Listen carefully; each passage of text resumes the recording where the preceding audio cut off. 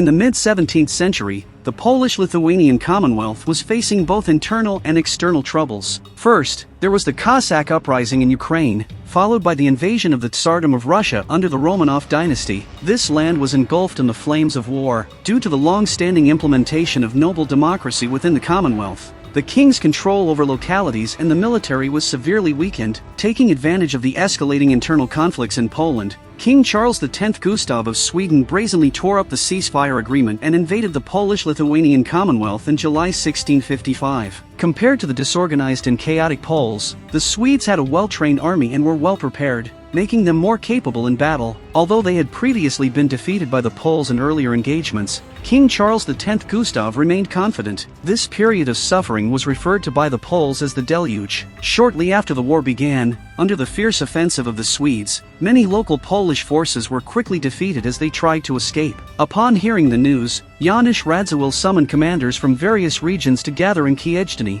including the officer Andrzej Kmicic, who was well loved by his soldiers for his bravery in battle. Jan required Andrzej to swear an oath on the cross to remain loyal to him forever, no matter what happened, to be safe. He also brought Andrzej's lover, Olenka, to Kmicic. At the evening banquet, Janusz publicly announced that in order to save the country, he had decided to pledge allegiance to the King of Sweden. The commanders were shocked by his words and immediately denounced the prince as a traitor. At this moment, Andrzej realized the reason Janusz had asked him to swear loyalty. The others wanted to resist but were blocked by the prince's guards, and Janusz then ordered his troops to imprison them. Andrzej was filled with despair, realizing he had sworn loyalty to a traitor. However, Janusz assured Andrzej that he was only pretending to surrender because Poland was currently unable to confront Sweden. The Swedes had a small population and did not have enough manpower to control Poland. Once he obtained the Polish throne and stabilized the domestic situation, he would immediately prepare to fight the Swedes and reclaim lost territory. Naive Andrzej believes him again, and Andrzej thinks he is serving his country. Not long after, in an effort to rescue the imprisoned commanders, some soldiers from the legions openly mutinied. However, due to their small numbers, they were quickly suppressed by Andrzej's forces. To prevent further incidents, Janusz planned to execute the officers. After Andrzej's repeated pleas, Janusz agreed not to kill them but to hand them over to the Swedes for custody until the war ended. During the escort, the soldiers responsible for guarding them were covertly swayed by the officers. After escaping, they began to form an alliance to oppose the traitorous Janusz. Upon learning of this, Janusz was furious. He arranged for Andrzej to find his brother, Boguslaw Radziwill, and to request reinforcements from the Swedes to suppress the alliance. 10 days later, Andrzej arrived in Podlakia, where he met the young Boguslaw Radziwill. He was a particular lover of beauty and he indulged in a paper-thin life every day. During their conversation, the prince inadvertently revealed the truth. It turned out that Janusz did not want to save Poland at all. He had surrendered to Sweden for his own political gain. At that moment, Andrzej was utterly despondent, realizing he had been serving a traitor all along. In order to make up for his mistake, Andrzej stole his secret letter, and then he pretended to ask Boguslaw to help raise his horse, and took the opportunity to invite him to go out horseback riding together. Thus, Andrzej and his men kidnapped Boguslaw. He planned to hand Boguslaw over to the alliance and expose Janusz's treachery to the Polish people. However, Boguslaw was also capable. He took advantage of the distraction to knock Andrzej down,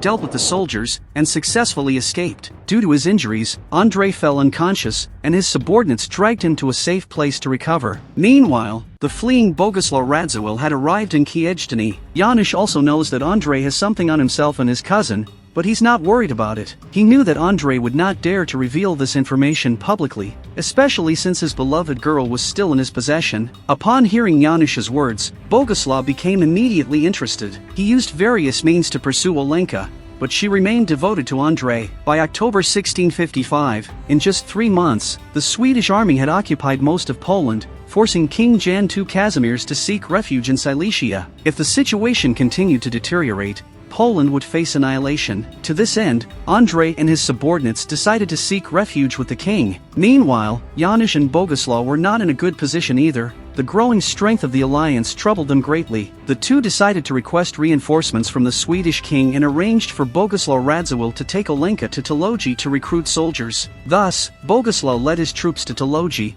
where the small town lit fireworks to welcome his arrival. However, while returning to his room, a soldier accidentally splashed fireworks onto the gunpowder, causing an explosion. The prince immediately ordered the execution of the officer in charge of the fireworks, Bohun, but Olenka's plea saved his life. On the other side, Andrzej and his men witnessed the atrocities committed by the Swedes against Poland on their way to Silesia. The land was scorched, and many innocent civilians lay dead. By chance, Andrzej discovered the convoy of the Swedish envoy. He overheard that the Swedes were planning to attack the monastery at Mount Czestochowa. Andrzej informed the people at the monastery, but initially, the clergy and nobles did not believe him. It was only after he presented the spoils taken from the Swedish army that they began to trust his words. The monastery then began to fortify its defenses according to Andrzej's suggestions, preparing to repel the Swedish invasion. On October 18, 1655, Andrzej led his men and the monks of the monastery into battle against the Swedish army. This became known as the famous Battle of Czestochowa. According to historical records, the clergy at the monastery had already prepared for resistance 2 months before the battle. They had funded the purchase of nearly 30 cannons, stocked ample ammunition, and recruited mercenaries and volunteers, including monks from the monastery who could fight. After a prolonged artillery exchange, the Swedish king, Gustav, became furious at the lack of progress and ordered the army to bring in giant cannons. At the moment the cannons fired, a section of the monastery's wall was blown to pieces. Despite having held out for many days, the monastery could only last one more day against the giant cannons.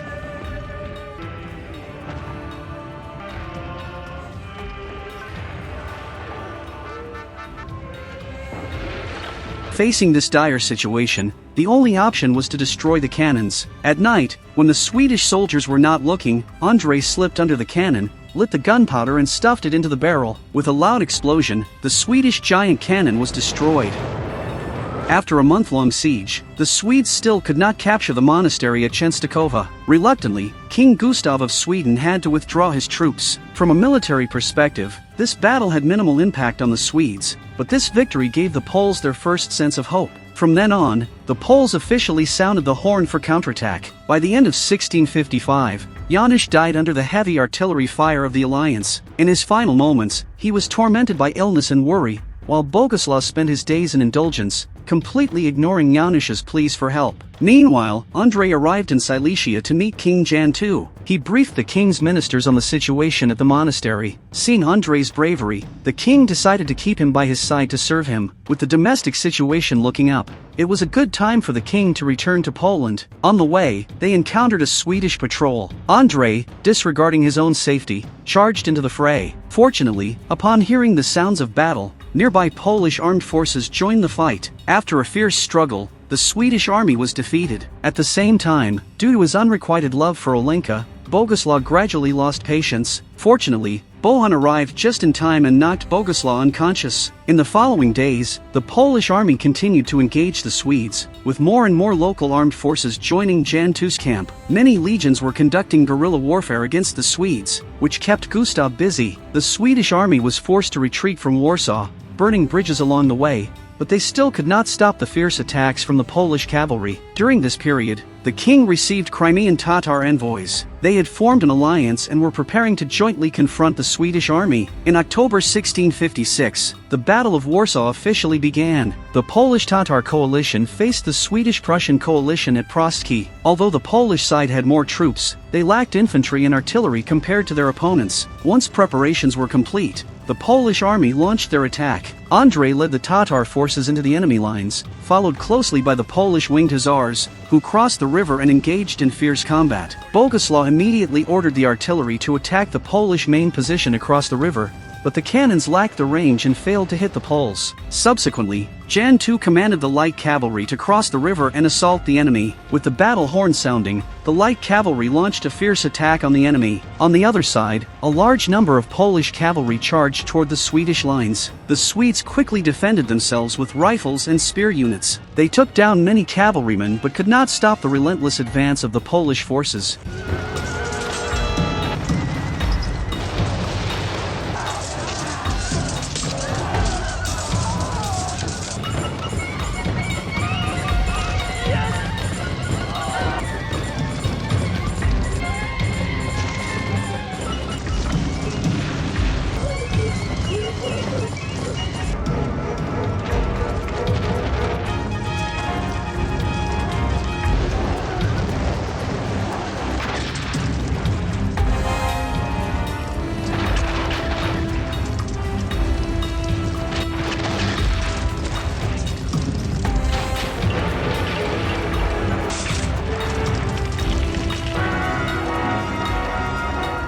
Before long, with the courageous fighting of the Polish legions, they defeated the enemy with minimal losses. Seeing the situation deteriorate, Boguslaw Radziwiłł quickly fled. However, before the prince could get far, he was caught up with by Andrzej. In a quest for revenge, Andrzej engaged him in a duel.